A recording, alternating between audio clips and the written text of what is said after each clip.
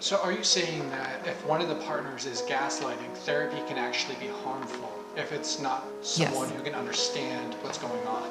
Yes. When you go into like a couples therapy, something's going on. I'm not really sure what's going on, but let's go to couples therapy. I, as the betrayed partner, walking on eggshells, I'm trying to figure out what's going on here. Guess who looks most dysregulated and like the identified patient in a couple setting? The betrayed partner. I am so tired of them being secondarily abused by a therapy mental health professional world that probably means the best, but they just don't know how to smell high levels of diabolical lying and manipulation and gaslighting, and then go, well, did you stop having sex with him after the kids were born? And maybe if you wouldn't nag him, we can talk about relational problems after we deal with the fact that your partner's been doing these lying, deceitful behaviors outside of the marriage. That's right.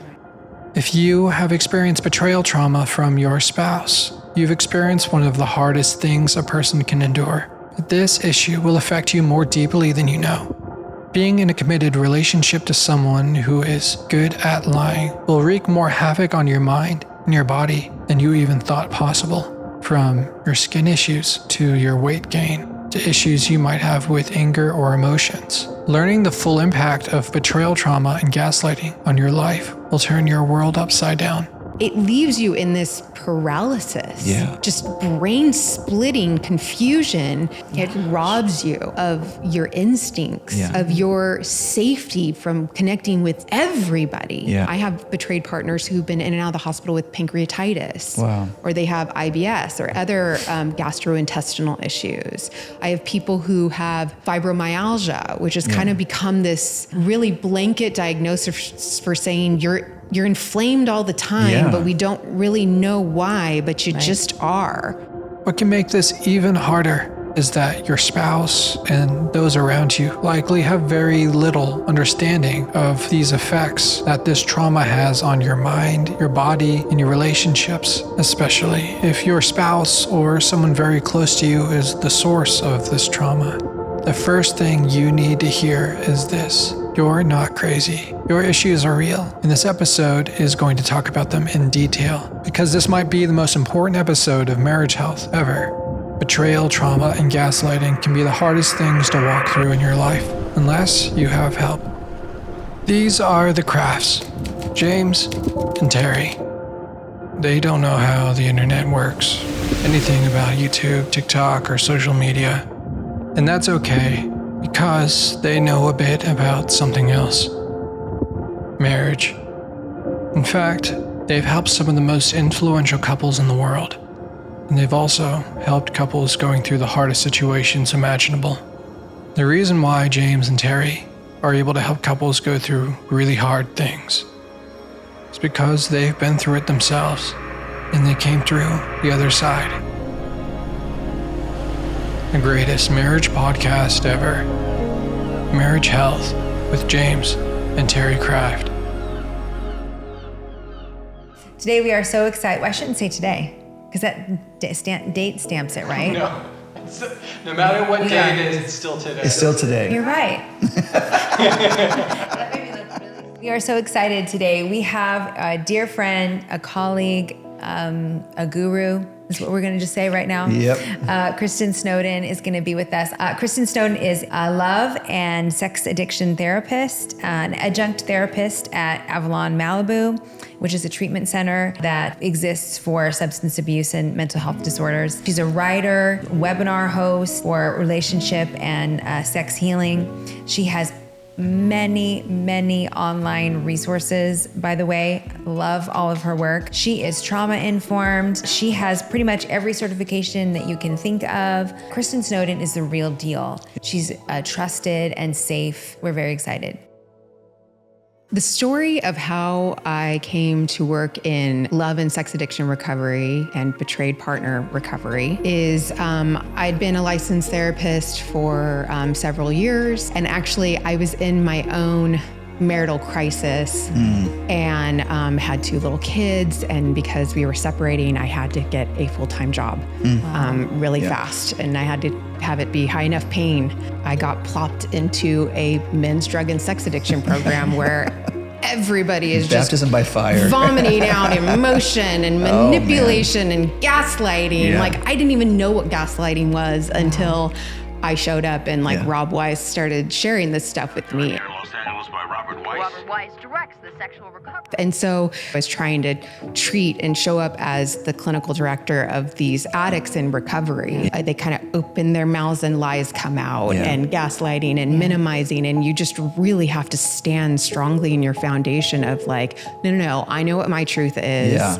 I became really well-versed at confronting distorted thinking and minimization, all those Freudian defenses that humans love so much, but really, really show up in the addiction model. You grow 16 thick skins.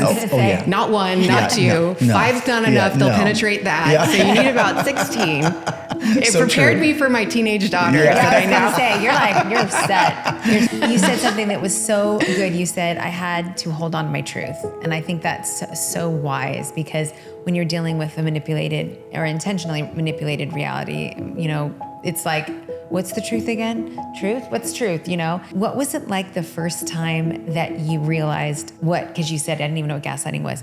If you can recall, what did it feel like for you to connect with the first time with what is gaslighting and how it had maybe impacted you? Oh, God. In between running the program, Rob would take teaching time to kind of educate me on, again, the 12-step model, how he believes it should be structured for recovering addicts. And then just the kind of the things that show up in an addiction relationship or dyad, right? An addict is they're acting out. How do they cover up their behaviors? Because again, as those who love addicts, we have instincts and intuition that something's off. Yeah. And we confront it because we say, you're acting weird. Something's going on. And so he says what they do is they gaslight. And I'm like, do tell, what is this gaslighting? And I'm like, I'm fascinated. For work purposes, definitely not because I'm struggling with the concept at all. I just, for my clients. Yeah, exactly. And their partners. For a friend, I'm asking for a friend. And so he said, simply put, it's when someone else tries to tell you that your reality is not your reality. Right. Yeah. They try to disconnect you from what your instincts and intuition are screaming out to tell you. Yeah. Yes. Right? Because we have a very sensitive survival nervous system that notices body language, nonverbal language, and we know when things are off. And one of the only defense mechanisms addicts have to cover up their tracks is to say all the things that you're thinking. You're crazy for thinking them. You are so off. Not only is it not light outside, it's dark. And you're like, and you're crazy. And what it really does is it knocks at your shame too, right? Because I always say the two things that are needed to kind of fall for gaslighting, let's say, is there has to be a level of empathy. So you tend to kind of be an empathizer, but sometimes an over empathizer where I'll let your truth trump my truth. And then the other thing is I have to be shame prone, right? I have to be prone to say, oh yeah, I am bad. I am crazy. They must see those bad things in me and I'm so afraid. So I'm going to shut down. Right. If you experience gaslighting, you don't need to feel shame. Almost everyone who experiences gaslighting or betrayal has a part of them that believes they caused the lying or betrayal, as if they're too codependent, too attached, too annoying. Nothing can be further from the truth. It wasn't a fight that went too far or something you said. You did not cause your betrayal. We have to clarify that there's nothing wrong with having what you think is a secure attachment with your partner. You think that you're both giving each other the benefit of the doubt, that you're going to err on believing your partner's being truthful. You're going to be open to accepting his or her influence, right? That's the first thing that kind of will set you up to be gaslit. But then some other things will magnify it, right? Is that I will maybe over empathize with your situation and sell short what's going on inside me. right? Yeah. Like I will say, oh, he's obviously angry. Yeah. I'll see some blocked phone calls on your cell phone, and I'll say, what's going on? Yeah. I'm not comfortable with, why do you keep getting phone calls? You've also been dipping out on our relationship. You're getting angrier faster. What's going on? Right. So what I'm saying is, my instincts are telling me something's wrong. There's something off. I confront you, and I'm going to assume you're going to want to repair this rupture of me not feeling safe in this relationship, because that's what happens in secure attachments. Yeah. I don't know at the time that you're a diabolical liar that's hiding all these secrets, living this double life. And so the gaslighter will come back and be like, you're crazy. It's just everybody gets blocked phone calls. Yeah. No other person's wife is nagging them the way that you're nagging. Yeah. And maybe if you wouldn't nag me so much, we wouldn't be having these apparent problems that you've made up in your head. Right. And that's the gaslighting. Wow. Yeah. And so instantaneously, what does that do? It shuts me down, because I'm stuck in a shame spiral of the person that I love now sees me in the way that I've feared being seen my whole life, which is someone who wants too much, who needs too much, not valuable, who's even, oh God, crazy. Yeah. And then I want to quickly instead of empathize with my hurt, my pain, what I need to feel safe, I go, okay, I'm sorry that you're sad. Okay, let's fix this. What can I do to fix that? You're upset that I brought up something that I'm upset about. Yeah. Right. Or I'll even use with clients, I'll say, like, somebody's driving the car and then someone's in the back seat pointed the opposite direction. It's like the person who might be gaslighting, they have eyes wide open. They can see what's happening. Right. They understand what they're working with. And then I'm sitting in the back seat, but I'm actually pointed the opposite direction. So I have no idea where the car's turning. It's scary, it's hard, it feels alone, it feels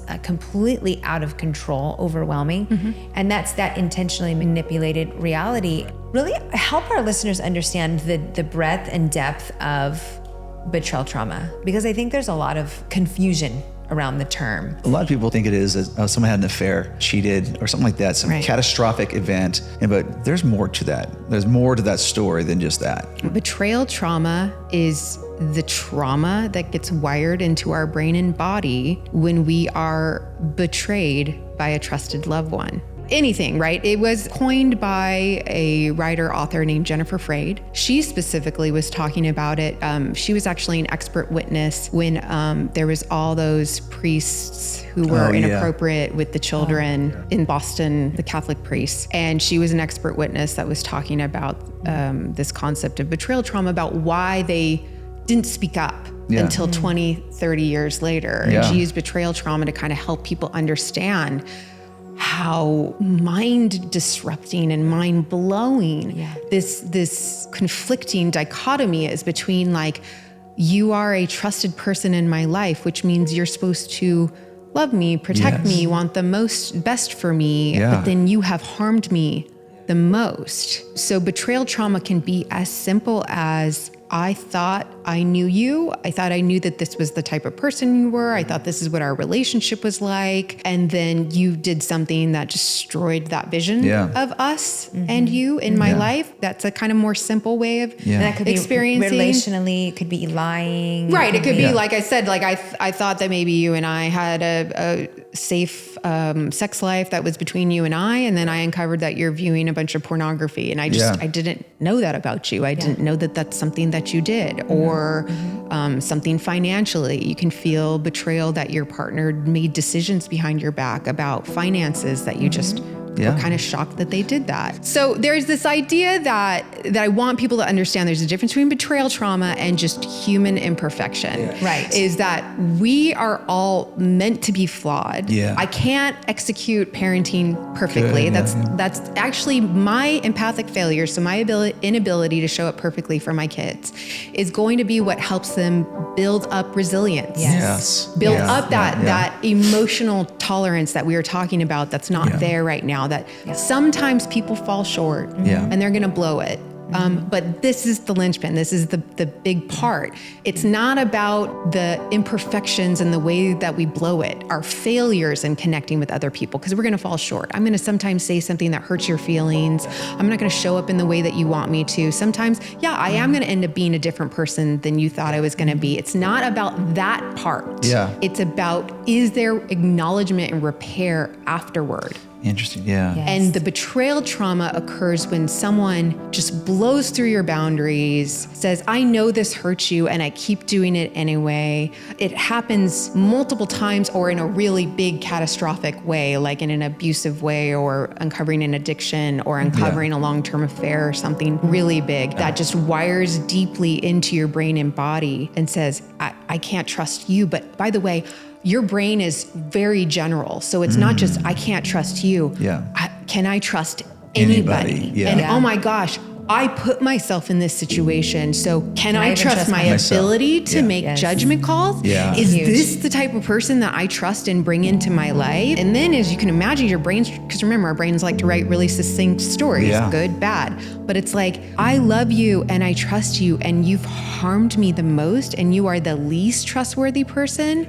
It leaves you in this paralysis of like, do I stay? Do I go? Do I want to hug this person or do I want to plot their death? And that just brain splitting confusion is what is so destructive and paralyzing about betrayal trauma. It robs you of your instincts, of your safety from connecting with everybody. Your brain experiences trauma anytime it experiences something overwhelming to its nervous system. Yeah. Can it be healed? Can it be processed? Can it be worked through? Yes.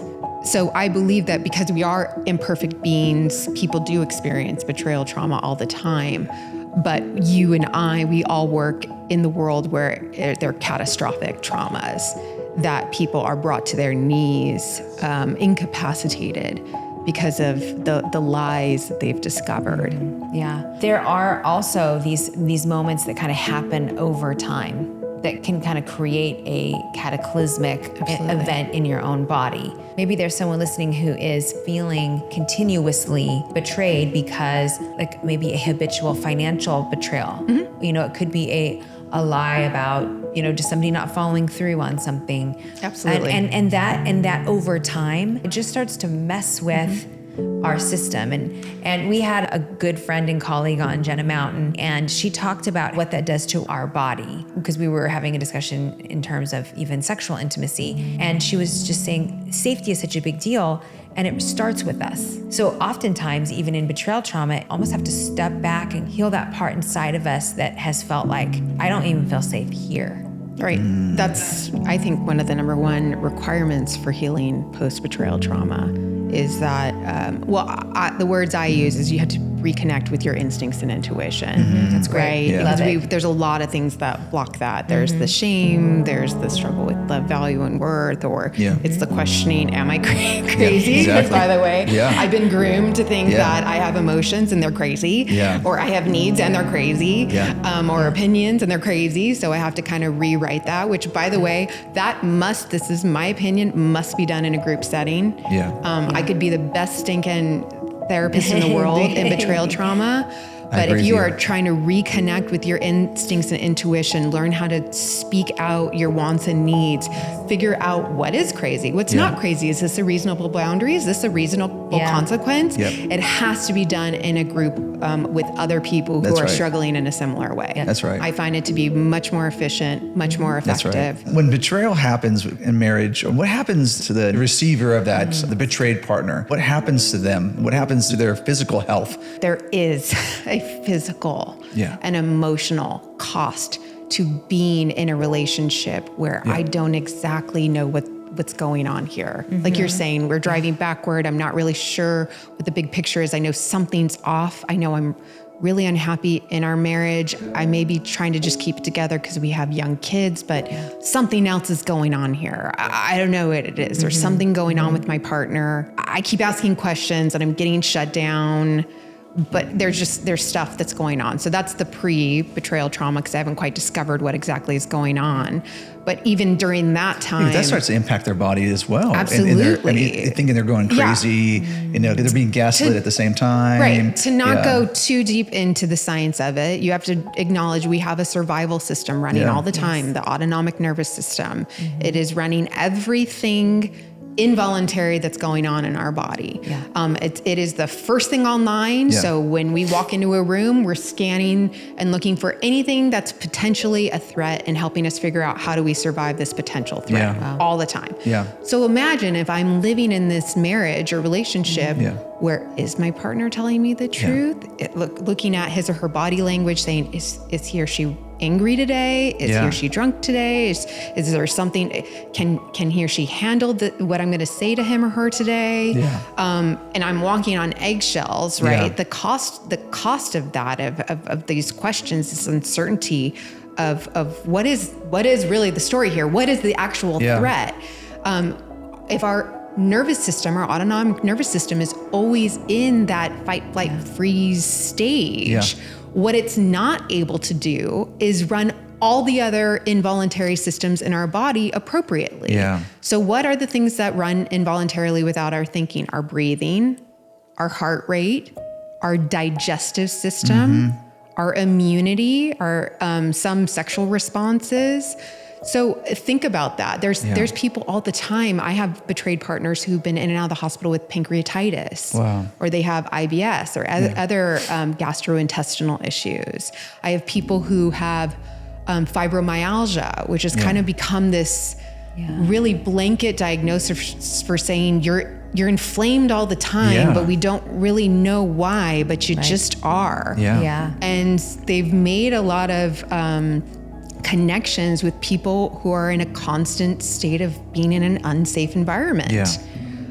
So those are just some of the consequences of it. And panic attacks. I was going to say, there's got to be some, mental issues as well. And when we talk about mental health, depression, anxiety, feelings of hopelessness, and self-hatred. Partners that experience betrayal trauma can live in a constant state of physical pain and challenges and not even know why. They can question themselves, question everything, and feel like they're withering away without any answers why. Finding the right help can be the hardest part. When it comes to gaslighting, even a licensed therapist might not immediately recognize what's going on. I will say one of the things I am most impassioned about when we talk about betrayal trauma is when you go into like a couples therapy, right? You just know, okay, something's going on. I'm not really sure what's going on, but let's go to couples therapy. That can be almost more damaging and destructive if you don't go to the right kind of therapist who's educated and kind of being able to snuff out the BS that's going on here. It's because I, as the betrayed partner, walking on eggshells with my autonomic nervous system completely dysregulated. I'm trying to figure out what's going on here, which, by the way, the person who's kind of living the double life, he or she knows exactly what's going on here. But they're hiding it. They're hiding it. Guess who looks most dysregulated and like the identified patient in a couple setting? 100%. The betrayed partner. Because I'm coming in screaming and then crying and then begging for the person not to go because I have nothing concrete to hold on to. I don't even know what we're freaking talking about here.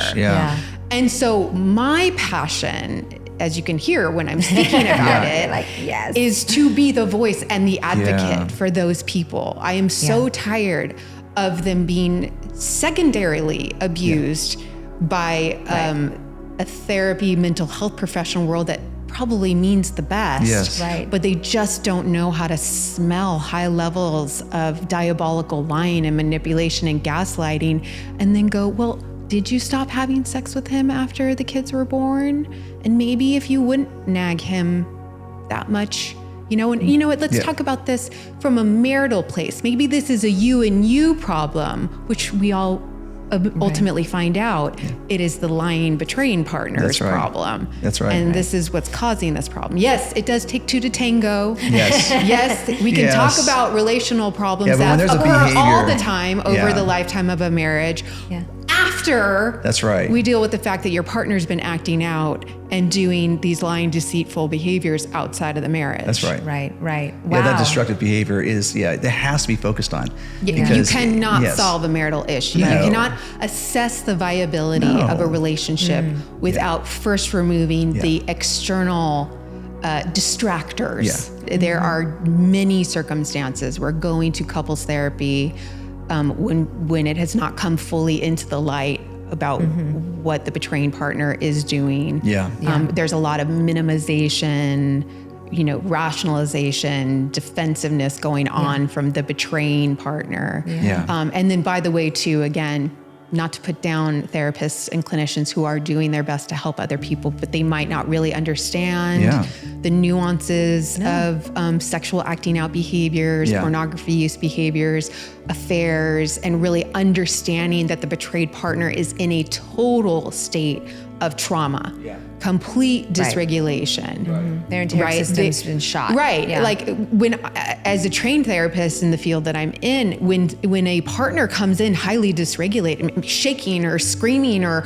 moving from sadness to fear, I want to immediately know, God, what is the environment that he or she is living in that has caused his or her nervous system to be in the state that it's in right now? Kristen, when we see so many people with a catastrophic, like a bomb dropped in their life of a partner cheating and having betrayal, and they just come in hopeless, maybe thinking, will this ever get to a place that we're actually healed together? What do you say to people? Like after something explodes, after a marital nuclear bomb goes off. I mean, the first thing that always comes to mind is I obviously wouldn't be doing this for a living if I didn't have a true belief in humanity's ability to change. I believe that if people are given the education of how their behaviors have harmed others, because believe it or not, they're so compartmentalized and they're so in their defense mechanism and they're so busy protecting these unhealthy coping skills that they just don't even know, right? They tell themselves it's my addiction or it's my behavior. What they don't know doesn't hurt them, or, honestly, I deserve to do this for myself. I've heard it all. I mean, I have blogs where I can literally write out what the betraying partner or the hurting partner says to justify his or her behavior, because I hear it so often. So first, it's just a matter of really coming to terms with this behavior is harmful. And then I find with the person who's acted out and done the lying and deceitful behavior, there has to be, the 12-step terms are humbled and surrendered, right? My best thinking got me here. I'm really good at creating these defense mechanism, compartmentalized justifications. I can write any story to justify any behavior. And I don't make very good choices with my priorities, my values, my decision-making tree that I always say. I need help. We usually need outside help, right? Therapists or coaches that specialize in this. As I said, a group of other men or women who've suffered and struggled in a similar way and are at different stages in the recovery process. And the betrayed partner usually needs that as well. Because by the way, you don't tell this story of what's happened in your marriage to just anybody. No. A lot of my clients are like, I can't even. Right, because it's like, if I decide to stay with my husband, I don't want my whole family to know that this has happened. If I leave, our whole community, we're going to still go to the same schools with the kids.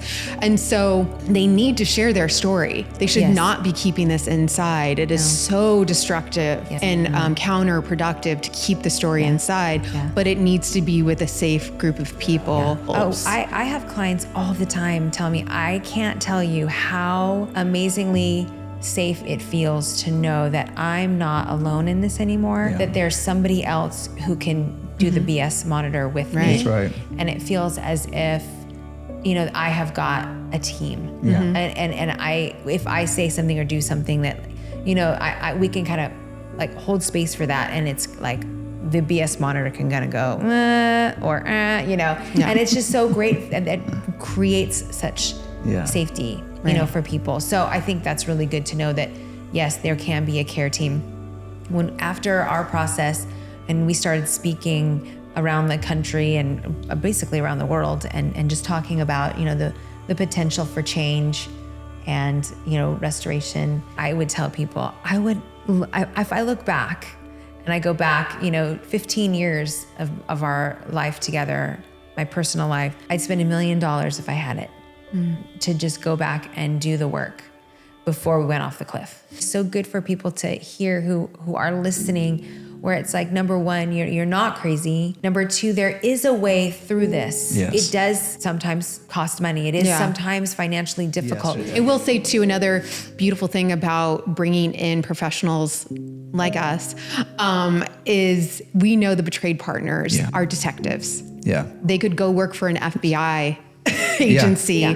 But when you're living in such an unsafe, uncertain environment as a betrayed partner, you learn skills in detective work, right? Oh, yeah. Finding out what your partner's been looking on the web, looking through paperwork, searching cars, looking at their phone, even hire private detectives or investigators. And so there is a relief and a safety that can come from saying, okay, now my betraying partner is seeing James and they're going to talk 3 times a week. Yeah, that's right. And they're going to be in a group 2 times a week. That's right. And he's got a BS monitor and he's going to have a regulation on how his recovery is going. And there's just a autonomic nervous system relief that I don't have to be the detective. That's right. Every guy I work with, they think if I tell you the truth, it's going to be catastrophic and we're going to go back to ground zero. No, you're going to go back to a healing. It's going to hurt. You have to do some repair work here, you know, but you're not going back to ground zero. You're just not doing it unless it's something catastrophic, obviously. So it's huge. As we all know, this is tough work, right? Yeah. It is. You can't help sometimes feeling like, does everybody lie? Does anyone believe in monogamy? Is everyone capable of being a diabolical liar, et cetera, things like that. So there's always a part of you that gets really cynical. But what always keeps me going in this field is when you find relationships restored. Yeah. And actually, that's not even a good word, restored, because it's something new entirely. Restore gives this idea that Going back to it at one point was working and then it broke and then you go back to it working again. And it's redefined. Yes, I love it. It's redefined. Love it's it. that thing that was missing in your heart and your soul and your connection between you and your primary partner that you didn't even know was missing. That's right.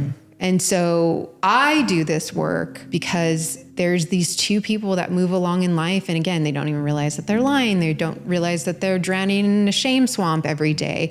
They realize that they're only willing to operate with like half vulnerability and half authenticity. And they're not even comfortable with sharing their day with their partner because they don't trust them, or share jokes or anecdotal thoughts and feelings with their partner because they've just grown so far apart. And it's like, who is this person? Well, this is the person that helps pay the bills and helps raise the kids. To after the nuclear bomb goes off and everything's destroyed and obliterated and I'm in the fetal position and he's over here, I come in and I help re-educate and redefine what connection can look like, what intimacy can look like, help them understand that intimacy isn't, by the way, just like sex and physical touch. It's a willingness to let the person see all of you. You get to see my good, my bad, my light, my dark, my passions, my fears, and can you love me in the entire package? And what is actually pretty profound that I see is once the nuclear bomb goes off and we do know the truth, we know what our partner's capable of, and they've seen me in a not so great state because I've been in full trauma mode, is we've kind of been able to see each other at our absolute worst. We know, like the mystery is solved. We know what we're capable of being in our absolute worst. You can either be completely afraid of it and run for the hills when you see it, or you can say, okay, if this is the worst, let's pull our sleeves up and see what we can do with this. That's right. Because now I know you, I see you. Yeah. There's nothing else everything. to hide. And can we build something from this? And when I see that happen, I remember that that's why I do this work. Because we all know everyone's imperfect. We all know that we blow it. Like, I hate to tell you how the story ends. I tell my kids this all the time. I'm going to disappoint you. You're going to disappoint me. But it's when we can hang in there and say, I didn't mean to. Can we fix this? And then the 2 pull together to do that. That's the beauty of humanity, in my opinion. If you are walking through betrayal, we don't want you to walk through it alone. James and Teri and Kristin Snowden made it the mission of their lives to walk alongside you in this journey. You just discovered that your spouse is having an affair or is dealing with sexual addiction through pornography or is doing something else sexually outside of the context of marriage. And you're faced with the reality of your world being flipped upside down on your head, and you're feeling all alone. You're feeling despair. You're feeling like what you signed up for, it got thrown out the window, stomped on, and you are now bleeding to death right now. I say it that way because that is the reality of people who are dealing with betrayal or a cheating relationship. And all of a sudden, you get to this place of saying, I didn't sign up for this. And I understand that. What do I do next? Do I just pretend that it's not there and hopefully we can kind of mend this thing together and then just move on? Well, those don't typically last, by the way, or it's not fulfilling in that relationship. And so we need to address the issue at hand. How do I do that? Do I just go and confront my husband or my wife and do I just go kick down doors and make it happen? Well, typically that is something that doesn't always work either. And so we have to be able to do this alongside someone else. Now, confrontation is part of relationship. We all have confrontation. And you're gonna confront your spouse. You just found out. You found out the reality of what's going on. And so that's the conflict. But then how do I deal with this? My encouragement here is one, you never do it alone. This is where we need to seek out, one, professional help. There are people out there, sex therapists, coaches, and others who can come alongside of you, who can advocate for you specifically as you navigate this territory ahead. Now I'm gonna make this personal. My relationship with my wife, we're celebrating 32 years of marriage. Now, here's the deal though. Right in the middle of that is when I was the one dealing with sexual addiction and I had the affair. And my wife had to navigate a treacherous season with our relationship. And it wasn't just overnight that this took place. She had to find somebody, and we did. We found wonderful people that came alongside of us, specialists in this area, to be able to navigate this territory with us. She was able to have people that could speak wisdom and understanding into this subject matter. It wasn't just a bunch of friends that would go out and get a drink together and be able to just vent and get it all out. That's important for you to have those environments, but it's those who can say, hey, let me now tell you what to do next. You got to have those people in your place. Two, we want to have some understanding of what's going on. There's great resources like Soul Refiner that you can understand what is sexual addiction all about. You might never even heard of this terminology, and you might have to have some awareness of what this is. It's not to justify what your spouse has done, but it's to understand that you're not crazy. You're not crazy. Because you might be thinking in your marriage all along, what he's been doing and how he's been treating you and how he's been gaslighting you, that you're crazy. You're not crazy. And I want you to hear this very clearly, because so many people walk through this thinking that they're the ones crazy because their spouse is gaslighting them. You need to have some understanding and be able to grow in your comprehension of what this subject matter is. And you might need to have some books that can give you hope of what to do next and have the future. What does this look like for me? And the next thing you need to look at too is that you don't know what is going to happen in this relationship. So many people go into this understanding of their spouse cheating on them, and you're thinking, well, okay, we're just gonna get this taken care of and we'll move to the next stage and we'll have a happy marriage from this point forward. You don't know that. That might sound really disheartening to you. But the reality is you don't know what the future holds. You don't know what your spouse is gonna do. He or she might run away. I don't know. It might or turn into a destructive behavior, and you just don't know. So my encouragement is that you just stay present. Be present with what you need at this time. You need to be cared for. And that's why it's so important to have right people around you to care for you in these next steps. You need to be protected at this time. Not for yourself, but you're doing it yourself, but other people come alongside of you to protect you, because the boundaries have been obliterated. They're gone. And so we need to regain some of those boundaries so that you have a safe environment. And then the last thing I would totally encourage you to do is to open your heart to what God has for you. Man, it's tough. It's tough alone just to do this as humans, but we have to have something beyond ourselves. There has to be something beyond our own nature that gets us to the next level. So wherever you are and whatever you're experiencing I would just encourage you to open yourself up to something bigger than you, because you is not good enough. But beyond you, God can give you something today, a peace that carries you through very difficult times, and then hope that will carry you through the next journey ahead.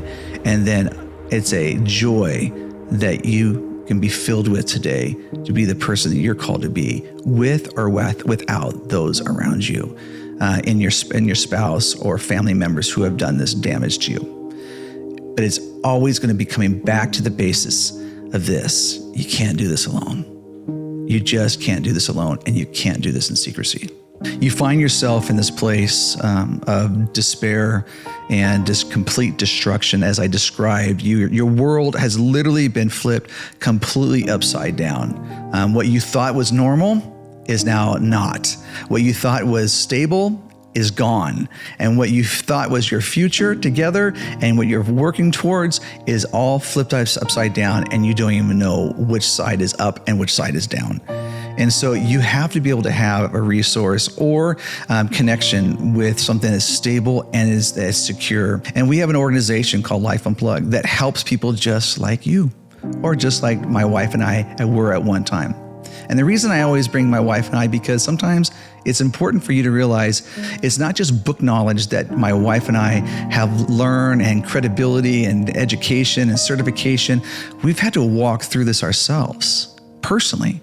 And so our organization is wrapped around that. It's been formed around that. It's this personal experience that we're able to now bring alongside other people, along with our education and certification. But it's like we understand. And so we have an organization with other coaches that can come alongside and say, we understand where you're at. Now, let me take you by the hand and navigate you through steps 1 through whatever it is to get to the final place where you feel like you've been healed and restored. And it's not just for you, it's for your spouse as well, if they're willing. Because our whole ultimate goal is to see restoration take place. Well, what does restoration look like? Well, it's different for every person. If someone's in an abusive situation, it might be separation. And I know that's a very tough thing to hear, but we have to have a place where it's safe and it's healing for individuals. Our ultimate goal is to see marriages restored. And so we have a passion for you and a place for you to go. And you can go to our website at livelifeunplugged.org, and you can reach out directly to us and get connected. Marriage Health with James and Teri Craft. If you feel like you need someone to come alongside you, a coach or a counselor, reach out to us. The link is in the description.